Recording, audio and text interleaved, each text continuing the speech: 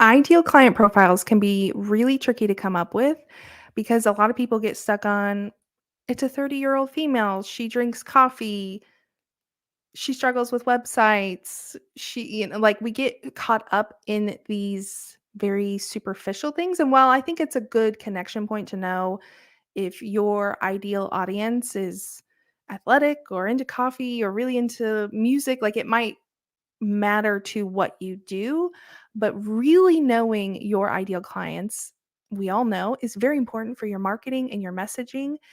And often this comes with a lot of market research. I actually did 50 market research calls just this past summer, and it was great. I loved being able to connect with my audience. I've done audience surveys in the past and it was really good, but it's been a long time. And those surveys back then were really centered around what kind of content do you want to hear from me?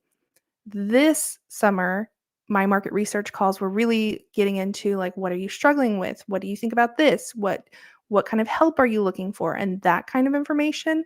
And it was great, but this tool that I'm about to show you gave me a lot more information than those 50 calls. So I wish I had found this sooner, which is why I want to share it with y'all today. So it is called, let me pull it up here, the Clarity Playbooks. This is not a sponsored video. I have used this actually twice. I've done this playbook twice, or like gotten 2 versions of it, and I'll explain that in a second. So the Laurens, as they are called, have this AI tool that you can see. This is the Clarity Playbook, and they have a huge setup that you submit a little bit of information about your business, your services, your ideal clients.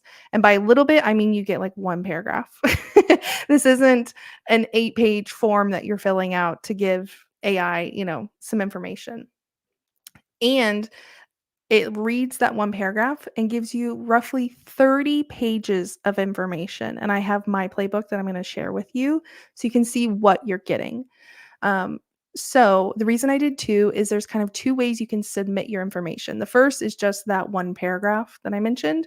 The other is they have a secondary form where you answer, I believe, about 6 or 7 questions, and it summarizes that into a paragraph that then you can go back to the initial form and put that paragraph in. So if you have a hard time articulating things, the secondary kind of longer form will help summarize so you can put that into the form and let the engine do its thing.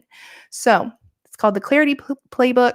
I have the link down in the description below, but I'm going to show you my playbook so you can see how much information it gives you. So first, just to look at this sidebar over here, look how many subheadings and headings there are in this document. There's a lot in here. And for some, it might be overwhelming. And so when you get your playbook, my recommendation would be to set aside some time, maybe have a few other Google Docs open where you can grab snippets and put that aside for like, oh, this is really good information for a new service idea, a new digital product. I actually use some of this in wording and messaging on my website, in my emails, in my Instagram reels, on threads. There's so much information in here. So make sure you set aside some time. Because I mean, look at how much information. So you have literal like demographics, psychographics, professional profile, consumer behavior, media consumption, goals and aspirations, communication preferences. And this is all generated by AI. Like they aren't going out and talking to 100 people in your audience to get this information. It's literally from AI. Once you submit your form, you get your playbook within, I think it was like a matter of 10, 15 minutes or so. So it's very, very quick and fast. And as someone who has done the market research on calls and then also did this playbook, it lines up very, very well.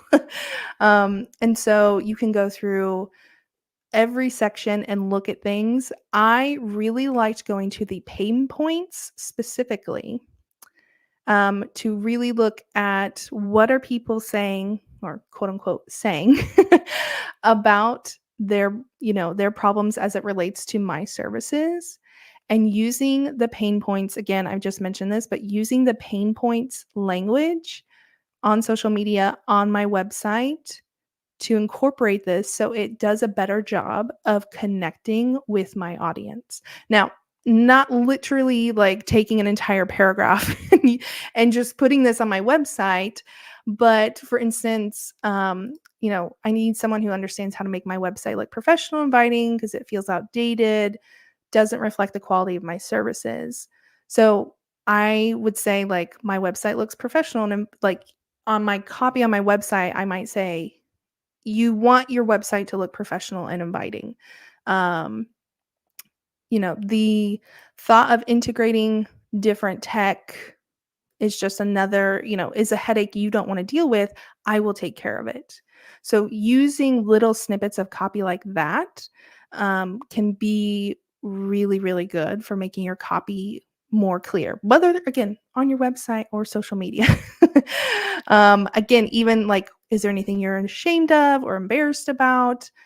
Using this copy is going to help that emotional connection with your audience, which helps with website conversions because so many people buy based out of emotions. You want to make sure that your copy and your website and your social media is really connecting on that emotional level. So, there's a lot in here.